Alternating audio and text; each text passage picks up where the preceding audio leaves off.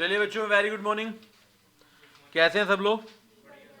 चलिए, सब बढ़िया होने चाहिए बच्चों। सबसे पहले आपका एमटीपी सेट नंबर 1, ये वो एमटीपी है जो जून 2022 के लिए आया था। हर साल ना, हर अटेम्प्ट के लिए 2 एमटीपी के सेट आते हैं। तो जून के लिए 2 आए थे, तो जून 22 का फर्स्ट है। आप डेट देखेंगे ऊपर मार्च 22 दिख रही है ना, द मार्च 22 की जब इशू किया गया था, जब ये क्या किया गया था, इशू किया गया था। चलिए तो स्टार्ट करते हैं बच्चों। तो स्टार्टिंग फ्रॉम क्वेश्चन नंबर 1, सभी मेरे साथ चलेंगे। पहला क्वेश्चन है, which of the following are the characteristics of business economics? A normative science, B interdisciplinary, C pragmatic यानी कि practical, D all of the above. तो बच्चे क्या आंसर आएगा इसका? बढ़िया ना। अच्छा, आप कुछ बच्चे ना याद कर लेते हैं, जहां पर भी ऑल ऑफ द अबव आएगा वही डाल देंगे। ऐसा हर बार करेक्ट नहीं होता, गलत भी हो जाता है। मेजोरिटी टाइम करेक्ट होता है, वो अलग बात है। B, which branch of economic theory deals with the allocation of resources? Very simple, आपके आईसीआई का भी क्वेश्चन है, allocation of resources deals with the microeconomics। आपने देखा हो सेंट्रल प्रॉब्लम ऑफ इकोनॉमी, हम यही तो पढ़ते हैं। मैं रीजन साथ में बता रहा हूं आपको। देखिए, under which system the freedom of choice is an advantage? Capitalism. ये भी आईसीआई का सेम क्वेश्चन है। Taxation involves which aspect of normative economics? ये ब्रह्मास्त्र का क्वेश्चन है, एग्जाम में ऑलरेडी पूछा गया है। मैं आपको रेफरेंस दे रहा हूं साथ साथ। कह रहे टैक्सेशन में नॉर्मेटिव क्या होता है। देखो, नॉर्मेटिव का मतलब क्या होना चाहिए, शुड बी ना। इंसिडेंस मतलब टैक्स किस पे पड़ेगा, फेयरनेस की सब फेयर होना चाहिए, इंसेंटिव टू वर्क काम के हिसाब से इंटेंसिव, और ऑल ऑफ द अबव। इसका आंसर क्या आना चाहिए आपके हिसाब से? फेयरनेस की टैक्स फेयर तरीके से, मतलब ये नहीं कि आप उस पे ज्यादा लगा दो, मेरे पे कम लगा दो, सब पे सेम तरीके से लगना चाहिए। हमारे इंडिया का फेयरनेस क्या है, वो आप इंटर में पढ़ेंगे, थोड़ा सा बता देता हूं। हमारे इंडिया में फेयरनेस का सिस्टम क्या है कि जो अमीर है उस पर ज्यादा टैक्स लगेगा, जो गरीब है उस पर कम लगेगा, जो मिडिल क्लास है उस पर अमीर से कम और गरीब से ज्यादा लगेगा। Right. Fifth, suppose we are drawing a supply curve of a farmer, which of the following will be held constant?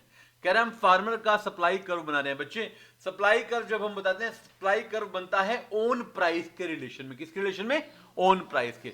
तो सप्लाई कर्व फार्मर का, तो फार्मर का ओन प्राइस कमोडिटी क्या होगी जिस पे वो बात कर रहा है? तो ऑप्शन देख लेते हैं। इनपुट का price no, weather condition no, technology no, the price of commodity under consideration. जिस कमोडिटी की हम बात कर रहे हैं वो आएगा, आंसर आएगा डी। करेक्ट है। देखिए, आप लोगों ने ऑलरेडी कर रखे हैं। अगर मेरा ऑप्शन आपसे वेरी करता है और आपको मेरा ऑप्शन समझ आता है तो क्या है? अगर आपको लगता है कि क्यों आया तो आप साथ साथ पूछ लेंगे मेरे से, ठीक है? मैं एज्यूम कर रहा हूं कि आपको समझ आ रहा है। क्लियर बेटे? 6 क्वेश्चन देखेंगे। A fall in the price of commodity where everything else is held constant. सभी डिटर्मिनेंट कांस्टेंट है, सिर्फ प्राइस में चेंज हो रहा है, प्राइस में कमी हो रही है। तो प्राइस में कमी होने के बाद क्वांटिटी क्या होती है? बढ़ जाती है। तो इंक्रीज इन डिमांड होगा, क्वांटिटी डिमांड होगा। अपने प्राइस की वजह से होती है क्वांटिटी डिमांडेड। क्लियर है बात बच्चों? चलिए 7th क्वेश्चन देखते हैं। For the given goods angel curve is, इसको आपने याद कर रखा होगा। क्या आंसर रहता है बेटे 7th का? देखिए, नेगेटिवली स्लोप्ड। जिन बच्चों को अगर आपको बनाने के देखने हैं तो मैं आपको आफ्टर एमटीपी बना के दिखा दूंगा कैसे। बस जैसे इसका हमारा इतना ही पोर्शन है, उससे ज्यादा है नहीं हमारे में ना। 8th, ए थ्योरी क्या होती है? ये वैसे ना एक जनरल क्वेश्चन आ गया, जैसे थ्योरी ऑफ डिमांड पढ़ते हैं, theory of supply, theory of cost. एक थ्योरी क्या होती है? अजम्पशन होती है, एक हाइपोथेसिस होता है, एक वैलिडिटी हाइपोथेसिस होता है, या नन ऑफ दिस होता है। बताइए क्या होती है थ्योरी? आप थ्योरी ऑफ डिमांड पढ़ते हैं, थ्योरी ऑफ डिमांड में आप क्या पढ़ते हैं कि ऐसा करने पर ऐसा होगा। एक हाइपोथेसिस मानते हैं ना चीजों को, हाइपोथेसिस में मानना, एजम्पशन तो नॉर्मल चीज है, हाइपोथेसिस एक पर्टिकुलर एग्जांपल के साथ मानना, और वैलिडेटेड का मतलब प्रूफ के साथ कि जिसको हम प्रूव कर सके। तो 8th का आंसर बेटे क्या आना चाहिए? सी। ये हाइपोथेसिस है मगर इसको वैलिडेट किया गया, प्रूव किया गया। जैसे आप बच्चे मैथ पढ़ते थे ना, आप इक्वेशन बनाते थे, आप कहते थे हैंस प्रूव्ड, थ्योरम प्रूव करते थे ना, तो ये प्रूव्ड है। ये क्या है? Proved. 9th, the coefficient of price elasticity of demand between 2 points of a demand curve is known as arc elasticity. कौन सी? R. 10th, when the demand curve is rectangular hyperbola, an increase in the price of a commodity causes the total expenditure of the commodity to dash remain same, increase decrease any of the above. क्या answer आएगा? अब जिन बच्चों को समझ नहीं है मैं याद दिला देता हूं, ये क्वेश्चन डबल है। इसमें बोला गया है कि डिमांड रेक्टेंगुलर हाइपरबोला यानी कि इलास्टिसिटी 1 है। क्या है? 1। और जहां पर इलास्टिसिटी 1 होती है वहां पे एक्सपेंडिचर क्या रहता है? अनचेंज्ड। अब ना कई बच्चे इसको डायरेक्ट ना हाइपरबोला को टोटल एक्सपेंडिचर से वो कर रहे होंगे कंपेयर, वो मिलेगा ही नहीं आंसर। ये आंसर 2 स्टेप में निकलेगा। पहले आपको समझना है किस कर्व का शेप जो है रेक्टेंगुलर हाइपरबोला होता है, आप देखेंगे जिसकी इलास्टिसिटी 1 होती है। फिर सेकंड स्टेप क्या है? जिसकी इलास्टिसिटी 1 होती है उसकी जो है एक्सपेंडिचर में कोई चेंज नहीं आता। तो 2 स्टेप, राइट। चलिए 10 क्वेश्चन हो चुके हैं। 10 के 10 करेक्ट थे आप लोगों के? Very good. 11 देखते हैं। A movement along a curve rather than a shift of a curve is represented by, एक होती है मूवमेंट, एक होती है shift, right. Cross elasticity of demand, income elasticity of demand, price elasticity of demand और price elasticity of supply, और none of the this. बच्चों यहां बताया नहीं कि डिमांड सप्लाई है तो दोनों हो सकते हैं, तो ऑप्शन क्या आएगा? सी। आपको याद होना चाहिए, मूवमेंट की बात कर रहा है, right. 12th, the most important function of an entrepreneur. क्या ये क्वेश्चन हम ऑलरेडी डिस्कस कर चुके हैं पहले भी, ये ब्रह्मास्त्र में भी है। एंटरप्रेन्योर का मेन काम बच्चों क्या होता है? इनोवेट करना, right. 13, how do the TVC behave. TVC क्या होती है? Total variable cost. TVC curve behave when the law of diminishing return begins to operate. जब डिमिनिशिंग रिटर्न का लॉ चलता है तो टीवीसी पे क्या फर्क पड़ता है? वो अलग बात है कि हमने डिमिनिशिंग रिटर्न के कंसेप्ट में पढ़ा है, कॉस्ट के कंसेप्ट में नहीं पढ़ा, तो वहीं से समझ लेते हैं। जब लॉ ऑफ डिमिनिशिंग रिटर्न होता है तो बच्चों क्या होता है बताइए? लॉ ऑफ डिमिनिशिंग रिटर्न क्या कहता है? लॉ ऑफ डिमिनिशिंग रिटर्न में बेटे क्या होता है? याद दिलाओ। टीपी बढ़ता है ना। टीपी क्यों क्या होता है? टीपी किस रेट पे बढ़ता है? बाद में क्या होता है? स्लो रेट पे बढ़ता है। तो क्वेश्चन क्या है कि टीवीसी वेरिएबल कॉस्ट, फिक्स नहीं, वेरिएबल कॉस्ट कर्व किस रेट पर होगा? देखिए आपका टीपी बढ़ रहा है, डिमिनिशिंग रिटर्न की बात कर रहे हैं हम, सॉरी मैंने लो स्टार्ट कर, लो ऑफ डिमिनिशिंग रिटर्न जब स्टार्ट होता है तो उस केस में जो टोटल वेरिएबल कॉस्ट है वो भी बढ़ती है। वो भी क्या होती है? वेरिएबल कॉस्ट हमेशा ही बढ़ेगी ना। इनफैक्ट क्वेश्चन ये है कि वो वेरिएबल कॉस्ट स्लो बढ़ती है या फास्ट बढ़ती है? वो बढ़ती है फास्ट। क्या बढ़ती है? फास्ट बढ़ती है। इनिशियली वेरिएबल, जब देखो वही बात है ना, धीरे धीरे आप नई कॉस्ट लगाते हो तो एडजस्टेबल होती है। शुरू में तो खर्चे बढ़ते हैं ना। आपने आज प्रोडक्ट बनाए, अब कल प्रोडक्शन बढ़ाओगे, आप टीपी बढ़ाओगे यार, सिंपल सी बात। जब टीपी फास्ट बढ़ेगा तो प्रोडक्शन के लिए वेरिएबल खर्चे भी तो चाहिए, लेबर चाहिए, रॉ मटेरियल चाहिए, तो वो भी फास्ट बढ़ेगा। मैं इसको टीपी से रिलेट कर रहा हूं। जब टीपी फास्ट बढ़ेगा तो टीवीसी भी फास्ट बढ़ेगा, simple. 14th, in the short run level of output, yes, the firm at the optimum level will be minimizing the total loss, maximizing the profit, or either maximizing total profit or minimizing total loss, or none of these। 14 का बेटे क्या answer आएगा? सी। Same बात है, दोनों ए और B same option हैं, या तो प्रॉफिट मैक्सिमाइज कर दो या लॉस मिनिमाइज कर दो, बोथ बातें सेम है, तो हम कहेंगे सी, क्योंकि और लगा, देखो एंड नहीं लगा हुआ, और लगा हुआ। 15th, if both factor prices and quantities move in the same direction, then it is called decreasing cost industry, increasing cost industry, constant cost industry, या फिर none of the above। क्या आएगा बच्चों? कह रहा है फैक्टर प्राइस जितने बढ़ते हैं क्वांटिटी भी उसी हिसाब से बढ़ती है, मतलब सब कुछ बराबर बढ़ रहा है, तो खर्चे क्या हमारे कांस्टेंट है। इसको हम कहते हैं कांस्टेंट कॉस्ट इंडस्ट्री। ये topic out of the box है, वैसे ये आपकी बुक में नहीं है, आपने देखा होगा। तो एक दो क्वेश्चन ऐसे आते हैं जो जनरल लेवल के होते हैं, आपको समझने पड़ते हैं। जैसे ऊपर ना थ्योरी क्या होती है, अब वो इकोनॉमिक्स में पढ़ाना थोड़ी था हमें, बट आपको पता होना चाहिए, right. 16th, if A monopolist, monopoly वाला बंदा, incur losses in the short run, then in the long run, A option, he will stay in the business, B, he will go out of the business, C, he will break even, or D, any of the above is possible। yes बच्चों, क्या answer आएगा? क्या आना चाहिए? D.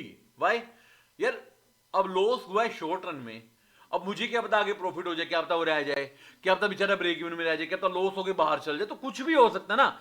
हम देखो, हम कहीं पर ना ऐसे क्लियरली नहीं कह सकते कि लॉन्ग रन में हमेशा वो चलेगा ही चलेगा। इवन आपको मैंने एक बात और भी बताई कि लॉन्ग रन में भी मोनोपोली बंद हो सकती है, तो हमें नहीं पता, कुछ भी हो सकता है इनमें से, right. 17, a cartel which is a market sharing will reach the monopoly situation. Cartel कब मोनोपोली बन जाएगा? पहला, always when the product is homogeneous, always when the product is differentiated, C sometime और D none of the above, none of this. कहता है cartel ना एक दिन मोनोपोली बन जाएगा, प्रोडक्ट सेम हो या डिफरेंशिएटेड हो या समटाइम कभी भी किसी भी समय बन सकता है। क्या आंसर आना चाहिए आपके हिसाब से? सी। हमें नहीं पता कि होमोजीनियस पे बनेगा, कहीं लिखा थोड़ी है, कहीं प्रूवन फॉर्मूला थोड़ी है कि हेट्रोजीनियस पे बनेगा या होमो पे बनेगा। समटाइम, एनी टाइम भी बोल सकते हैं इसको, कभी ना कभी बन जाएगा। कार्टेल अल्टीमेटली लास्ट में क्या बनता है? मोनोपोली। क्या बनता है? ग्रुप में बिहेव कर रहे हो ना आप, एक दिन आप रूल कर लोगे मार्केट पर, आपके प्राइस जो है आपके कंट्रोल में आ जाएंगे। 18. The substitution effect will be stronger when the goods are closer substituted. There is a lower cost of switching to substitute, or there is a lower inconvenience while switching to substitute. कहता है goods substitute है, close को substitute करने पे खर्चा कम आता है, और खर्चा चाहे कम है लेकिन इनकन्वीनियंस, मतलब इनकन्वीनियंस क्या होता है? दिक्कत भी बड़ी कम होती है। तो इसका आंसर क्या आना चाहिए? All of the above. जब आपको शिफ्ट करने में आसानी है और सब्स्टिट्यूट अवेलेबल है तो आप शिफ्ट कर जाओगे। Increasing return to scale applies to long run. मतलब 10 सेकंड वाला क्वेश्चन है, 5 आता है, तो आता है सिंपल, बिना ऑप्शन देखे। 20th, आइसोक्वेंट कर्व, याद है IQ? Isoquant curve are called equal product, yes. Production indifference, yes. Iso product, yes. तो answer is all of the above, सारे नाम है इसके। क्लियर बात बच्चों? 20 क्वेश्चन हो गए यहां पर, करेक्ट थे। 21, who describe the production function as the relation between the maximum amount of output that can be produced and the input required to make that output. अगर आपको नहीं पता तो you need to learn this name. Samuel sir ने कहा था। किसने कहा था ये? सैमुअल। याद कर लीजिए, डेफिनेशन हमें याद करनी पड़ती है ultimately. 22nd, the concept of marginal cost. The concept of marginal cost is closely related to, yes, variable cost. Very good. यहां पर ये वेरिएबल कॉस्ट की बात नहीं कर रहा, यहां पर इकोनॉमिक कॉस्ट की बात कर रहा है, ये प्राइस डिटर्मिनेशन की बात कर रहा है। MRMC अप्रोच जहां पर हम एसी में भी नॉर्मल प्रॉफिट ऐड कर लेते हैं, ये वहां पर बात कर रहा है। तो याद रखना इसका answer as per ICI economic cost है। मैं भी नॉर्मली अगर तुम्हारी जगह होता मैं वेरिएबल कॉस्ट ही लेता, बट एज पर ICI इसका क्या आंसर है?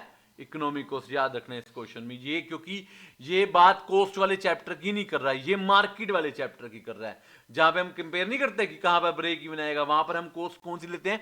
Economic cost. याद रखना। अब ये अलग पॉइंट मिला ना आपको, तो उसके आगे हाईलाइट कर लो। यस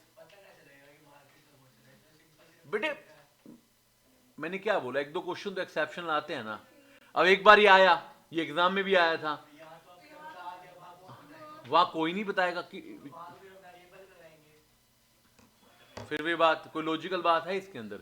जब मैंने तुम्हें बता दिया कि ICI ने इसको वो माना है, तो ऑब्वियसली ICI चाहे 50 सालों में 50 बार क्वेश्चन पूछे, वो तो यही पूछेगा, तो जिसका आंसर मुझे पता है उसका भी गलत लगा देंगे हम। फिर अब कोई नया क्वेश्चन आएगा तो तुम्हारे लिए एक्सेप्शन हो सकता है, 1 नंबर का क्वेश्चन, उससे क्या फर्क पड़ेगा? ये दिन तो ये बात तुम्हें पहले दिन से बताई गई है ना कि 1-2 क्वेश्चन ऐसे ही होंगे, तो फिर लेकिन जो बात का आंसर आ चुका उस पर फिर हम क्यों आर्गूमेंट करेंगे? ऑब्वियसली बात है ना। देखिए, आप बार बार एक फंडा भूल जाते हो कि आपको नहीं पता चलेगा ऑब्वियसली, लेकिन you can't go against the answer of ICI। इसलिए मैं भी चुपचाप मार्जिन बताया था, बात खत्म हो जाती है, लेकिन मैंने सच बोला ना कि ICI के हिसाब से ही है। तो मैं ये नहीं कह रहा कि हर क्वेश्चन में आपको है, देखो ऐसा है कि कोई 1 या 2 क्वेश्चन आते हैं जहां पे कंफ्यूजन होती है, लेकिन अगर यही क्वेश्चन आ गया तो हमें पता ना इसका आंसर क्या है, बात खत्म। ठीक है ना। 23rd, when the average product of labor is maximized, then marginal product will be। ये AP MP का रिलेशन आपको पता होना चाहिए। जब AP मैक्सिमाइज होता है तो MP क्या होता है? Equals to AP। याद है आपको कि लिखा हुआ है कि MP AP को उसके मैक्सिमम पॉइंट पर करता है, तो आंसर क्या आएगा? C। 24 की बात करते हैं। टाइम एलिमेंट किसने बताया था? बच्चों देखिए, हमारी बुक में ना ज्यादातर डेफिनेशन एक ही आदमी की, अल्फ्रेड मार्शल की। तो टाइम एलिमेंट भी किसने दिया था? अल्फ्रेड मार्शल ने। किसने दिया था? एक आपको पर्सनल सजेशन देता हूं, जो ये डेफिनेशन या किसने बताया क्वेश्चन आते हैं ना, इनको एक जगह पे नोट कर लेना। हमने काफी सारे कर भी रखे हैं, जो नहीं आ रहे हैं वो भी वहां पर नोट करो ताकि एग्जाम के दिन रिवाइज किए जा सके। The cross elasticity of demand for the monopolist product और any other product is, yes बच्चों, 25th का आंसर क्या आएगा? 0, वेरी स्मॉल, हाई और डी, आइदर ए और बी। क्या आएगा? वाई? क्योंकि वी कांट से कि ऑलवेज 0 होगी, वेरी स्मॉल हो सकती है, हाई नहीं होती, वेरी स्मॉल हो सकती है। अब यहां पर बच्चा पता है गलती करेगा, जो मैं हमेशा बताता हूं, हमें ये ऑप्शन मिल जाएगा 0, हम बी सी और डी पढ़ेंगे ही नहीं। पढ़ लेना भाई साहब, पढ़ लेना, कई बार आप ऑप्शन नीचे होता है, ठीक है।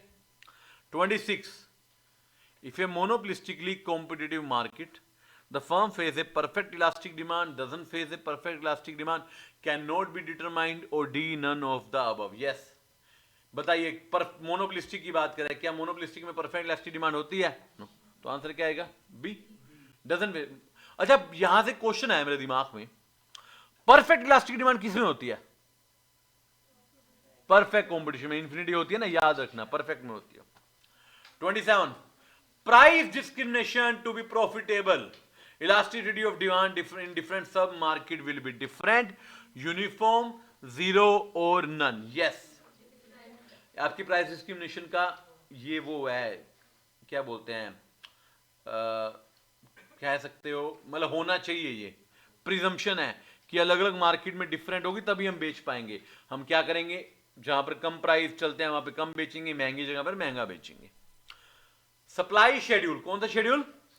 Supply schedule in A purely competitive market in the short run is determined by marginal revenue, average revenue, marginal cost और नन ऑफ द दिस। बताइए क्या आंसर आएगा? सप्लाई कर हमेशा किससे बनता है? मार्जिनल कॉस्ट से। हमेशा हमने पढ़ा सप्लाई कर किससे बनेगा? मार्जिनल कॉस्ट से। रिवेन्यू कब से क्या बनता है? देन, और रिवेन्यू कब, कौन सा रिवेन्यू डिमांड करो बनता है जनरली? एआर या एमआर? AR, exactly. चलिए 29th क्वेश्चन देखते हैं। The turning point of business cycle is predicted by lagging leading coincident. ये सेम क्वेश्चन आईसीआई का, सेम क्वेश्चन आईसीआई की बुक में। Fluctuation in the economic activities are due to change in money supply, profitability, fluctuation in the aggregate demand और none of this. बताएंगे। देखिए, economic activity में किस किस वजह से चेंज आता है? Profitability we want consider, money supply sometime effects, but the important is fluctuation in aggregate demand. Even ये केन्सियंस ने भी कहा था अपनी थ्योरी में, आपको याद होना चाहिए, राइट। चलिए, क्लियर है यहां तक? 31, between two perfect substitute the elasticity of substitution is, yes, infinity. ये आपको लिखवा भी रखा है, बता भी रखा है। 32, variable that change after the real output change, after the output, historical, तो क्या होगा ये? लैगिंग, पता है जी हमें। The modern business activities are based on the anticipation of the business community and affected by the waves of optimism or pessimism. Optimism मतलब positive thinking, pessimism negative thinking. It is opined by Pigou, Keynesian, Hawtrey और none of these. बताएंगे 33 का? Yes बच्चों, Pigou. अब कई बच्चे ने इसका नाम सुनकर हंसते हैं, भाई असली नाम है Pigou, Pigou, Pigou. The businesses whose fortunes are closely linked to the rate of economic growth are referred as cyclical, counter cyclical, fiscal policy और none of this. Yes, 34. Yes. जैसे एग्जांपल देना cyclical, give me cyclical example जो economic growth की rate के साथ बढ़ेगा। बेटे business पूछा है, फैक्टर नहीं पूछा। और कुछ खतरनाक example, entertainment, movie theatre, tourism. Growth होगी तो बढ़ेगा, नहीं तो देखो आपका मंदा आ गया, सबसे पहले आप बाहर खाना पीना छोड़ोगे, मूवी देखना छोड़ोगे, रोटी तो खाओगे घर पे, तो वो सारी चीजें। The concept of price rigidity in the market explain in which form of market? कौन सी मार्केट में प्राइस रिजिड होता है? मोनोपोलिस्टिक में, परफेक्ट में, ओलिगोपोली में, मोनोपोली में? यस, ओलिगोपोली में। आपने पढ़ रखे है ना प्राइस रिजिडिटी, उसका मेन फीचर है, मेन फीचर है। 36, globalisation indicate rapid dash between the country, integration या कंपटीशन? यस, ये क्वेश्चन वैसे इसका नहीं है, इधर आ गया, पता है आपको? ये क्वेश्चन बीसीके में आना चाहिए वैसे, बट इधर आ गया, चलो कोई दिक्कत नहीं है। 37 देखेंगे बच्चों, ये भी डेफिनेशन है। Supply creates its own demand, ये कहा था जेबी सेन ने। किसने? जेबी सेन ने। आपको पता था? गूगल सर्च किया था? वैसे ही पता था? हाँ, चलिए, डेफिनेशन में भी आस्ट, ये वो अलग बात है कि इंस्टीट्यूट ने ना एमटीबी में 3-4 डेफिनेशन है, पेपर में 3-4 वैसे कभी इकट्ठी आती नहीं है। MTB are meant for practice, you know. और ये ज्यादातर क्वेश्चन बुक से देते हैं और एग्जाम से देते हैं सारे। इनफैक्ट आपके कई क्वेश्चन आपने ब्रह्मास्त्र में ऑलरेडी सोल्व कर रखे होंगे अगर आपने देखा हो, या आईसीए की बुक में कर रखे होंगे। 38, according to Hicks and Allen, the demand curve slope downward due to law of diminishing marginality, income effect and substitution effect, either A or B or D, none of these। 38, yes बच्चों, Higgs and Elon ने कहा था कि demand curve किसकी वजह से slope करता है। देखो वैसे आप इसका आंसर बड़े अच्छे तरीके से निकाल सकते थे। लॉ ऑफ डिमिनिशिंग मार्जिनलिटी तो अल्फ्रेड मार्शल ने कहा था, तो इन्होंने इनकम और सब्स्टिट्यूशन की बात ही की होगी, तो इसका आंसर क्या आएगा? बी। 38 का आंसर क्या आएगा? B. 39, a rise in the price of a good reduce consumer surplus, increase consumer surplus, it will not change, or D, none of the above। बताइए yes। आपको पता है यूटिलिटी और प्राइस इक्वल होता है, प्राइस बढ़ गया यूटिलिटी वहीं पर है, तो आपका सरप्लस कम हो गया। क्या हो गया? कम हो गया, reduce surplus. 40th, when two goods are perfect substitute for each other, the indifference curve are straight parallel line, constant slope along the curve, indifference curve has a constant MNS, concave the origin, or both A and B।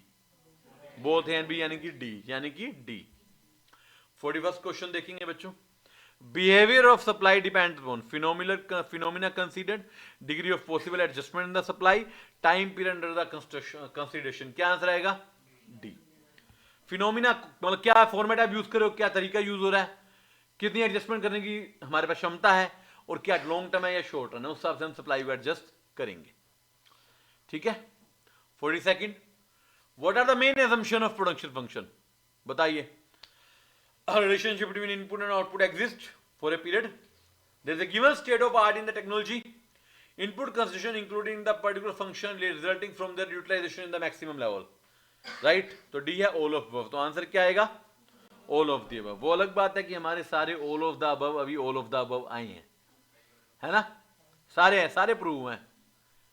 चलिए 42nd, ये तो आप बताएंगे मुझे। 44th हुआ ना? कौन सा रह गया? अच्छा अच्छा, मैंने गलत आंसर लगा दिया। 43 हमने किया नहीं, सॉरी। 43rd देखो। इरेशनल प्रोड्यूसर कौन से लो, ये तो आपने बहुत बार याद कर रखा है, तो रट्टा मार लेगी, सेकंड स्टेट डाल देंगे ना। चलिए 44th, the rising part of the LAC, long run average cost curve, is due to increasing return, diseconomy of scale, increase in productivity due to specialization, or D, none of this। yes बच्चों, इसका answer बताएंगे। the rising part of long run average cost, कह रहे long run average coast का जो part है, इसका answer आपने क्या दिया? वाई? कॉस्ट बढ़ रही है तो हमें, हाँ, ये इकोनॉमी डिसइकोनॉमी आपने कहां पे पढ़ा?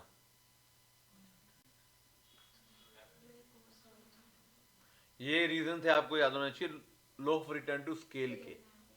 लॉ ऑफ रिटर्न में डिसइकोनॉमी किसका रीजन था? Law of return to scale किसका रीजन था? बताना। डिसइकोनॉमी किसका रीजन था? समझाना बच्चों मुझे। यस करो, अब बताओ जल्दी आर्ची। यार एक था इकोनॉमी, एक था डिसइकोनॉमी, दोनों किसी ना किसी की वजह थी ना। डिसइकोनॉमी किसकी वजह थी? डिक्रीजिंग रिटर्न टू स्केल की। अब डिक्रीजिंग रिटर्न टू स्केल क्या था, समझाओगे मुझे? जहां इनपुट ज्यादा बढ़ाते हैं आउटपुट कम बढ़ जाता है, तो आपने वहां से कंसीडर कर लिया, क्योंकि इनपुट बढ़ाने पर आउटपुट कम बढ़ा, यानी कि हमारी कॉस्ट बढ़ रही है, तो इसलिए हम इसका आंसर क्या देंगे? बी। अच्छा देखो, अब यहां पर मैं आपको एक चीज ले दूं, आईसीआई ने इसका एग्जांपल सी दे रखा है, वहां पर मैं आपको नहीं कह रहा कि सी लगाओ, क्योंकि वो गलत है, वो बाय मिस्टेक है। वहां जो मैंने पहले कहा था, जहां पे आप कहते थे वहां पे फिर भी जस्टिफिएबल था, मैं मान सकता था। यहां पे इसको मैं सी नहीं मान सकता, क्योंकि उनका जो कहना है, उनका कहना है कि स्पेशलाइजेशन की वजह से आपकी प्रोडक्टिविटी बढ़ रही है, तो उस वजह से एलएसी बढ़ रही है। तो दैट मे बी करेक्ट कि हाँ, खर्चा बढ़ा है तो एलएसी बढ़ रही है, but yes we can say डिसइकोनॉमी of scale. तो यहां मैं आईसीआई से डिसएग्री करता हूं, मेरे हिसाब से क्या आना चाहिए? बी आना चाहिए, राइट। चलिए 45th, the vertical difference between TVC and TC, ये आप बताएंगे बिना ऑप्शन देखे बता सकते हैं क्या?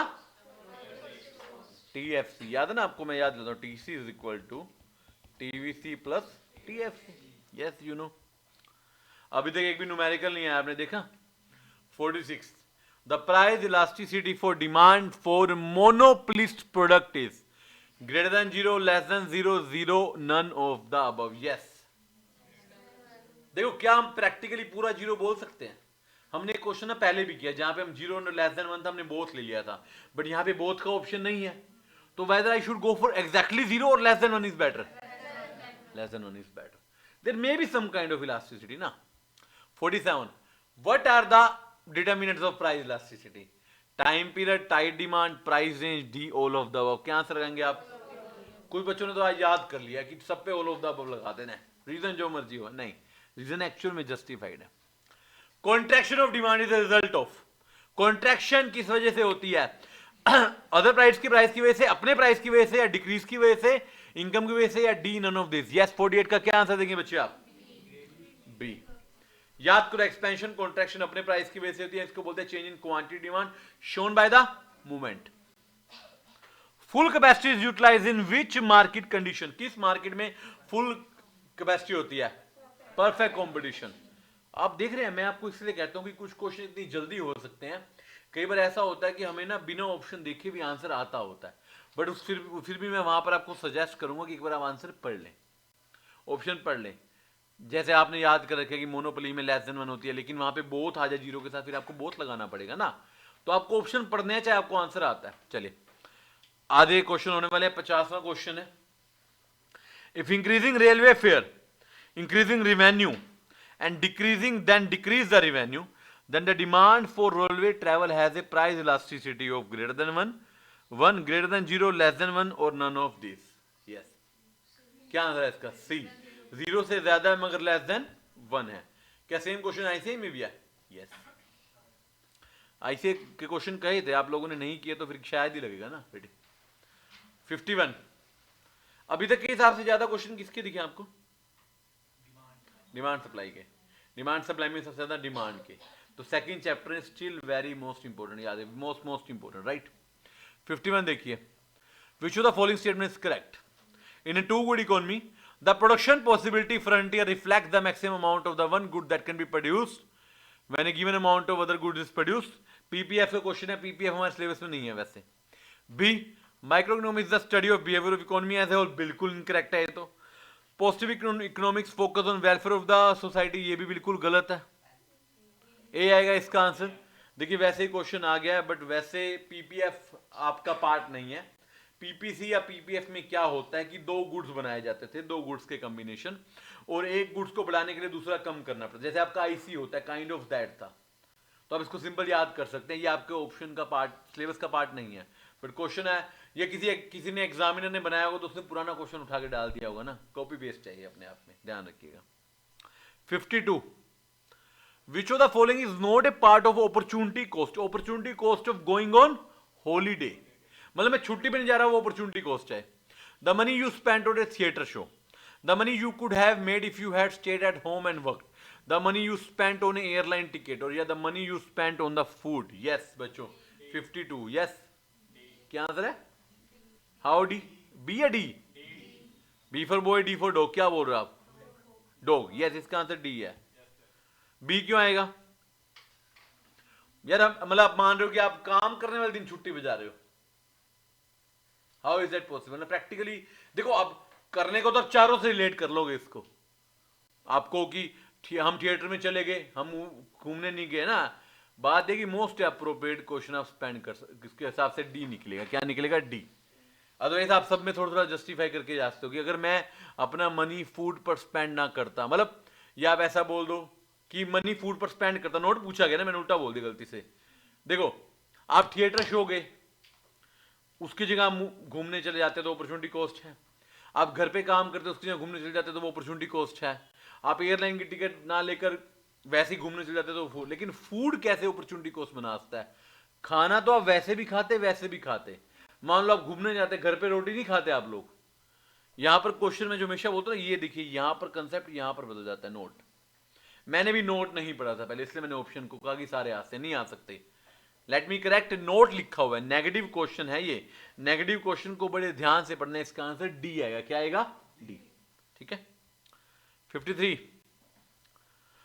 Net domestic expenditure is the consumption expenditure plus, you can just cross this question, ये नेशनल इनकम क्वेश्चन है, ये हमारे सिलेबस में नहीं है, ये अभी तक इंटर के सिलेबस में थी और आने वाले टाइम में ये कहां पर आएगी, दोबारा फाउंडेशन में आ चुकी है, उससे पहले सीपीटी में हुआ करती थी। तो ये क्वेश्चन भी कॉपी पेस्ट है, आईसीए की तरफ से वहां से उठाया गया है। वैसे इसका आंसर मैं बता सकता हूं, नेट डोमेस्टिक इन्वेस्टमेंट आना चाहिए इसका आंसर, अगर आपने नेशनल इनकम पढ़ा है जस्ट क्रॉस मार दो। ठीक है।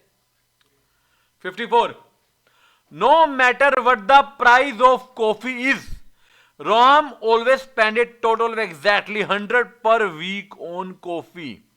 कहता है राम जो है 100 रुपए कॉफी पर लगाता है पर हफ्ते, जितना मर्जी प्राइस हो जाए। तो Ram is very fond of coffee, therefore the elastic demand for coffee, Ram inelastic demand for coffee, Ram demand for coffee is relative less elastic, और Ram demand for coffee is unit elastic. Yes, क्या answer आएगा? हैं? D. Y D? Ram का total expenditure same है 100 रुपए। अब है ना, कुछ बच्चों को पता है कि कॉफी पीता है मतलब इन इलास्टिक है, इन्होंने ये नहीं बोला कॉफी पीता है, एग्जैक्टली 100 रुपए खर्च करता है। मतलब मान लो 20 रुपए की कॉफी है तो 5 पीएगा, 50 की तो 2 पिएगा, वो 100 रुपए खर्च करेगा, उसका total expenditure remains unchange, and when total expenditure remains unchange elasticity is equal to 1। Yes. 55, after reaching a saturation point the consumption of additional unit of commodity causes, ये आप बताएंगे टोटल यूटिलिटी फॉल होती है, MC increase होती है, total utility and MC दोनों increase होती है, टोटल यूटिलिटी फुल हो जाती है, एमसी नेगेटिव बन जाती है, टोटल यूटिलिटी नेगेटिव बन जाती है, एमजी फॉल हो जाती है। यस, क्या आंसर आएगा इसका? क्या आएगा? सी। यस। क्योंकि ना देखो कुछ बच्चे ना डी में भी कहते हैं फॉल हो रही है, नहीं, एमयू नेगेटिव में जा चुकी है। यहां पर टीयू फॉल भी कर देते, इन्होंने टू फॉल लिखना था, टू फुल लिख दिया यहां पर। अब मैं फुल को मान लो मैक्सिमम मान लूं तो भी मेरा आंसर करेक्ट हो जाता है, कोई समस्या नहीं, मेरे को तब भी कोई समस्या नहीं है। ठीक है। 56, the law of variable proportion come into being when there are only two variable, there is a fixed variable and variable, fixed factor and variable, and all factor are variable, variable factor yield less. Yes, 56 का answer बच्चे बताएंगे क्या आना चाहिए? क्या? B for boy, एक fix होना चाहिए, एक वेरिएबल होना चाहिए। 57, the demand for electricity is elastic, very important question, आई से ये भी शायद। डिमांड फॉर इलेक्ट्रिसिटी इलास्टिक है क्योंकि ये लेस एक्सपेंसिव है, इसके नंबर ऑफ क्लोज सब्स्टिट्यूट है, इसके ऑल्टरनेट यूजेस हैं, या D none of this. Yes बच्चों, क्या आंसर आएगा इसका 57 का? बहुत एक्सपेंसिव तो नहीं है, सब्स्टिट्यूट तो भैया आजकल थोड़ा सा सोलर आया, बट सोलर भी इनडायरेक्टली इलेक्ट्रिसिटी जनरेट करता है, तो वी कांट से सब्स्टिट्यूट। तो आंसर क्या आएगा? सी। बिजली के बड़े सारे यूज है आपको, कैसे? टीवी चला लो, लैपटॉप चला लो, मोबाइल चार्ज कर लो, खाना पका लो इंडक्शन पे, ओवन में गर्म कर लो, कपड़े आयरन कर लो, और बहुत कुछ कर सकते हो बिजली से। एसी चला लिया गर्मी में, सर्दियों में हीटर चला लिया, है ना, पड़ोसी से तार खींच के 2 नंबर में चला ली, कई काम होते हैं। चलिए 58, the elasticity of supply to the degree of responsiveness of supply of goods to change in its. Yes, क्या आंसर आना चाहिए बच्चों? पी। इलास्टिसिटी ऑफ सप्लाई मतलब प्राइस की वजह से चेंज होगा ना जब कुछ, और आपको पता हो जो प्राइस क्रॉस या फिर इनकम है वो डिमांड में बोले जाते हैं। When we study supply, there is only one elasticity, that is price elasticity. 59, which of the following statement is false? देखो ये भी नेगेटिव आ गया, false है, incorrect है। In respect of fixed cost of a firm, as the fixed cost input firm cannot be changed to its short run, the TFC are constant except when the price of fixed input. TFC continue to exist even when there is a production stop in short run, but exist in long run when production is not stopped. TFC can be defined in the total sum of cost of all the input associated with the production in the short run. In the short run, a firm cost curve cannot be escaped even when production is stopped. Yes, क्या answer दोगे इसका 59 का बच्चों? D.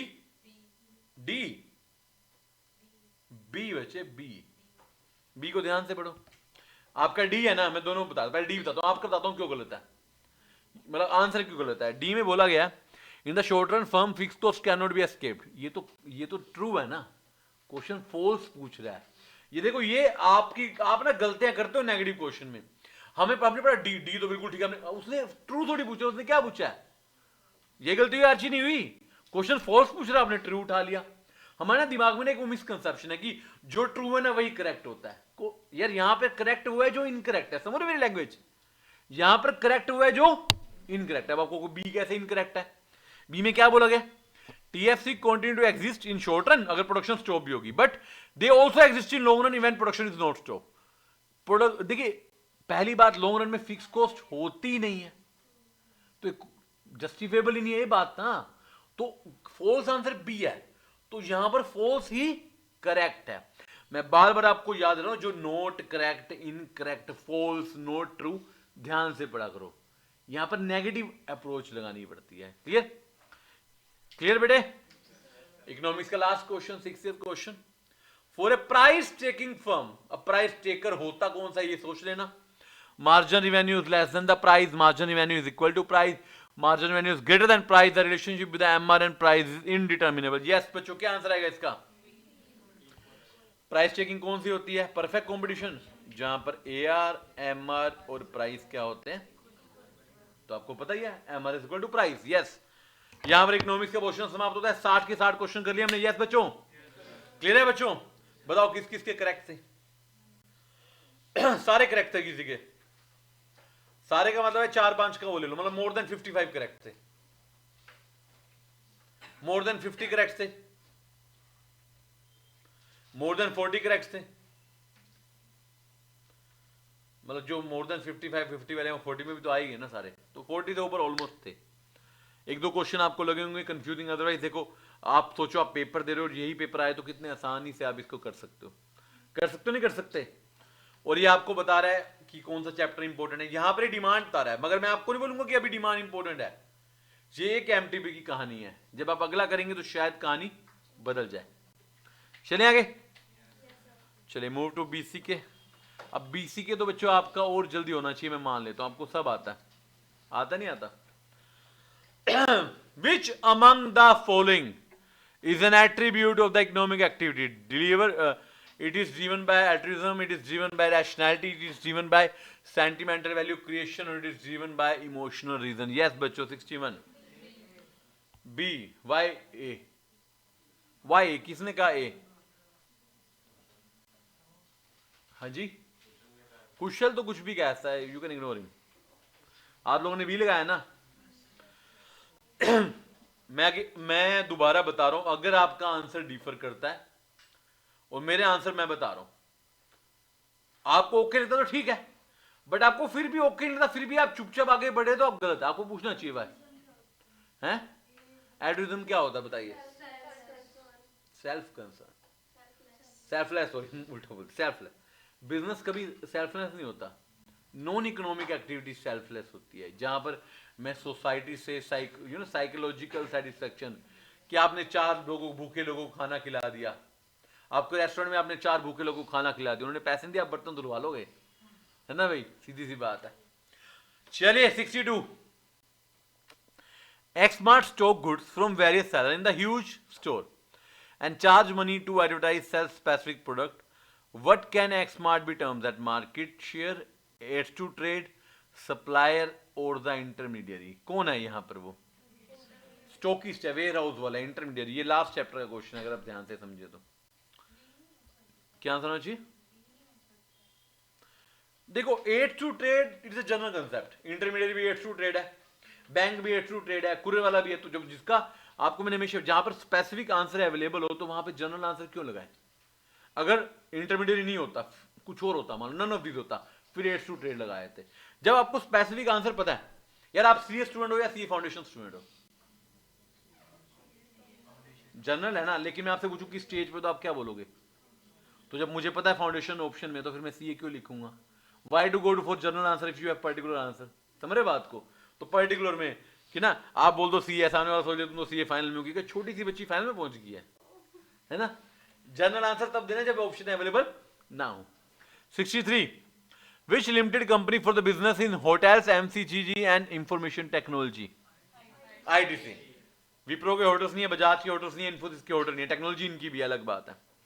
For a business, inflation as an indicator of policy shall be most detrimental होता है negative if it is extremely low, it is extremely high, it is moderate, it is rising. Yes बच्चों, क्या answer देंगे 64 का?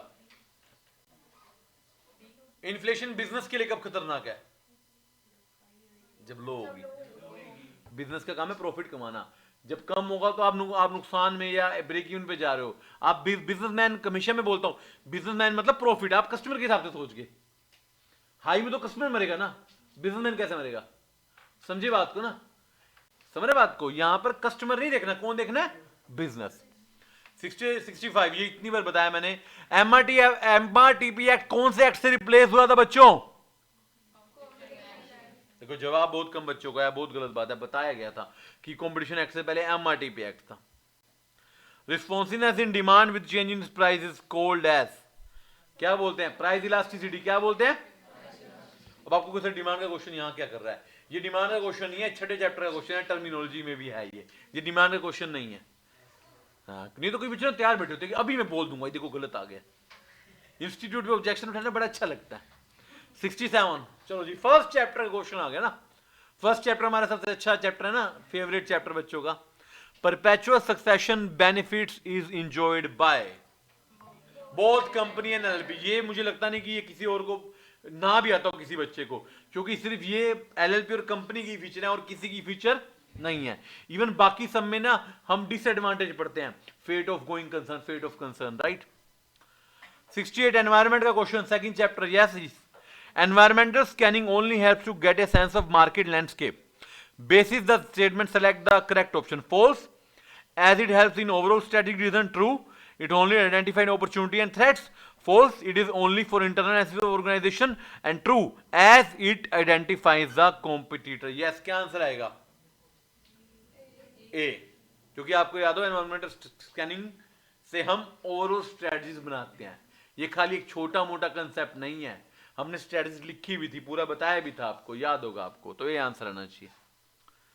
69, identify the sweets transnational food and drinking company. Yes, Nestle. जिन बच्चों को ये वाला चैप्टर याद नहीं लगता या बोरिंग होता है, उनको एक शॉर्टकट दे रहा हूं, सिर्फ उन्हीं को दे रहा हूं। सारे आईसीआई क्वेश्चन याद कर लो, ब्रह्मास्त्र के याद कर लो, सारे एमटीपी के याद कर लो। अगर 4 क्वेश्चन है तो 3 पक्का वहां से आएंगे, चारों भी आ सकते हैं, रिपीट होते हैं क्वेश्चन, ध्यान रखना। ये बेसिक चीजें तो आपको पता होनी चाहिए। 70, RBI, SEBI, IRDA are the part of which government policy? Restrictive, regulatory, protective और फैसिलिटेटिव। यस बच्चों, क्या आएगा? कौन सी? आपने मुझे ऑप्शन बोला करो ABCD, अब आप पॉलिसी बोलते मेरे को ढूंढना पड़ता है कहां से। ऑप्शन देख के तो मैं देख लूंगा ना कौन सा बोला है, राइट। नाबार्ड है हमारे कौन से चैप्टर में, याद है? चले 5th में ना। NABARD refinancing is available to all the below except which of the following. Negative RC, ध्यान से भाई साहब, ध्यान से, जो नहीं है। State cooperative, regional rural, commercial, private sector bank. Yes बच्चों, क्या आंसर आएगा 71 का? प्राइवेट सेक्टर को नहीं देता, प्राइवेट सेक्टर अपने खुद के बनाता है। और the 72, the profit and loss account of A Ganpati agarbattis shows that the revenue was exactly equal to the expenditure during the year. The position is termed that break even. 6th chapter question ये भी. The maximum number of a member in the private limited company can be. दोस्तों देखा कुछ question तो बच्चे बिना option देखे बताए थे ना। Environmental analysis help in providing input for strategic decision making, turning threats to firm advantage, anticipate the opportunity and take the optimum responses, and all of the above. Yes. आज तो all of the above गलत ही नहीं हो रहा। 75th, which of the following is not a foreign company? Doctor Reddy, Walmart, Nestle और HP। कौन सी नहीं है? डॉक्टर रेड्डी इंडियन कंपनी है, इंडियन मेडिकल कंपनी है, मेडिसिन और इक्विपमेंट बनाती है मेडिकल के। Privatisation may not be of कंसेप्चुअलाइज्ड in the form of, क्या बोला? डेडिकेशन। यस, बोलने से पहले ही हो। 77, which one of the following is not a SEBI function as one body? quasi legislative, quasi, अरे यार बोलने तो दिया करो। Quasi physical. ADR stand for American depository receipt. Yes, अच्छा, मतलब आप देख रहे हो कि देखो यहां पर मैं आपको हमेशा BCK को तवज्जो देने को क्यों कहता हूं। आप खुद मुझे आंसर दे रहे हैं और आप बिना ऑप्शन दिए भी जल्दी जल्दी आंसर दे रहे हैं, क्योंकि कुछ बातें हमें पता होती है और हमें पता है ये फिक्स है, समझ रहे बात को, इसलिए बीसीके की पूरी इज्जत करो, करोगे ना, कर रहे हो ना मतलब। चलिए 79, which of the following is not a true about LLP? Separate legal entity, incorporation not mandatory like ना, B simple। भाई साहब LLP incorporated होती है और कंपलसरी होती है। 80, which of the following is not part of internal environment of business? Labor union, corporate culture, customer or organization structure? Customer is the external part, you know। 81, ministry of petroleum and natural gas on which of the following? Ministry के पास कौन सी है बच्चों? Indian oil corporation है, गेल है, Bharat petroleum है, रिलायंस है। Ministry of petroleum and natural gas के पास क्या बात करो, गेल है, गेल। ओनर आपने पढ़े नहीं ध्यान से, गेल है। कोई नहीं, पहला क्वेश्चन कर दो है तुम्हारा अब तक बीसीके में, चलता है यार, इतना चलता है ना, तुम्हारे 100 नंबर नहीं आएंगे आज। Foreign brands were welcome in India and were also allowed to use an foreign brand name, मतलब नाम भी यूज कर लो अपना। तो कौन सा foreign brand, which of the following does use of foreign brand led to? It's globalization, it privatization, it liberalization और D autonomy. Yes बच्चों, क्या आंसर आएगा इसका? क्या आंसर आएगा अंजलि? यहां पर लिबरलाइजेशन आएगा। मुझे पता है आपका क्वेश्चन आएगा यहां पर जनरल पर्टिकुलर वाला कंसेप्ट क्यों नहीं आया। यहां पर बात जनरल पर्टिकुलर की नहीं है, यहां पर बात स्टेप किया, पहला स्टेप लिबरलाइजेशन ही पॉलिसी को वो करता है, क्या करता है, रिलीव करता है। और मैंने बताया था आपको, मैंने यहां पर स्पेशल लाइन लिखवाई थी, liberalization is a way toward globalization and privatization. तो यहां पर लिबरलाइजेशन आएगा, बात समझ रहे हैं? सिर्फ इसलिए कि फॉरेन वर्ड देख के आप ग्लोबलाइजेशन लगा दो, वो ग्लोबलाइजेशन भी है, मैं मना नहीं कर रहा, ऐसे वो एफडीआई भी है, बट वो पार्ट किसका है? मेन लिबरलाइजेशन का। किसका? लिबरलाइजेशन का। ध्यान रखना, ये क्वेश्चन मुझे पता था आप गलत कर सकते हो, मैंने पहले भी बहुत बार बताया, ऐसे क्वेश्चन सिमिलर हमने डिस्कस किए। 83, in which of the section of IRDR function and imparts is duty? कौन सा सेक्शन था बच्चे, याद करें ना, अगर 14 सेक्शन है, नहीं आता तो याद कर लो। 84, a company is set to undergo dash when the assets are sold of piecemeal or rather than single operating activities। क्या बोलेंगे इसको बच्चों? 84 का क्या आंसर आएगा? लिक्विडेशन। पीसमील का मतलब होता है कि यार इकट्ठी बेच, लिक्विडेशन में हर एक एसेट को अलग बेचा जाता है, डिस्पोज किया जाता है लायबिलिटीज को। 85, marketing, finance, operation, human behaviour, law, supply, economics all together derive BCK. What does it tell about the BCKs domains? क्या बताता है ये? बीसीके वास्ट है, एक्सपेंडिव है, इक्लेटिक है या वेग है? इक्लेटिक है। ये क्वेश्चन भी आई सी है, ऑलरेडी डिस्कस्ड है। 86, gain for one is loss for someone else. This concept can be understood by which of the following characteristic? Dynamic है, रीचिंग एक्सपेक्ट है, मल्टीफेसिटेड है या कॉम्प्लेक्स है? यस बच्चों, क्या आंसर देंगे आप? मल्टीफेसिटेड क्या होता है? जिसको दो चेहरों वाला बोला जाता है, दो से ज्यादा चेहरों वाला। आपको अच्छा लग रहा है, उनको बुरा लग रहा है, आपको गेन लग रहा है, उनको लॉस लग रहा है। Bank of Madura was acquired by which of this bank? ICICI. याद करना इसको, वैसे बुक के अंदर गिवन है, आईसीआई ने उठाया था, इसको एक्वायर किया था। Policy context has a core motive behind it. क्या मोटिव है? Economic welfare, GDP approach, holistic development या फिर social social welfare? Why? Overall development की बात करते हैं हम। ये ए, बी और डी सी का ही पार्ट है। सी का मतलब है कि सब जगह पर सब तरीके से डेवलपमेंट करना, तो ए, बी और डी सी का ही पार्ट है, तो हम सी लेकर चलेंगे। विच of the following is not a function of RBI? बेटे आरबीआई का फंक्शन भी ना आपको पता तो फिर क्या कर सकते हैं ना। आरबीआई बैंकों को बैंकिंग प्रमोट करता है, यस। फॉरेन इंस्टीट्यूशन डेटा कलेक्ट करता है, नो। गवर्नमेंट है, यस। बी आएगा, क्या आंसर आएगा? B. 90, highest price the buyer is willing to pay is known as? क्या आएगा? बिड। 90 क्या कहेगा? A. 91, stakeholder includes all the below except which? Policy maker, investor, competitor, promoter? Yes. कौन नहीं होता स्टेक होल्डर? कॉम्पिटिटर। बाकी सब तो इन्वॉल्व होते हैं, कॉम्पिटिटर इन्वॉल्व नहीं होता आपके बिजनेस के इंटरनल मैटर में। The corporate pressure to increase and improve the diversity in the country's workforce is an area of study for the consumer businesses affecting which element of the environment? Demographic, political, legal, socio-cultural or cultural? Yes.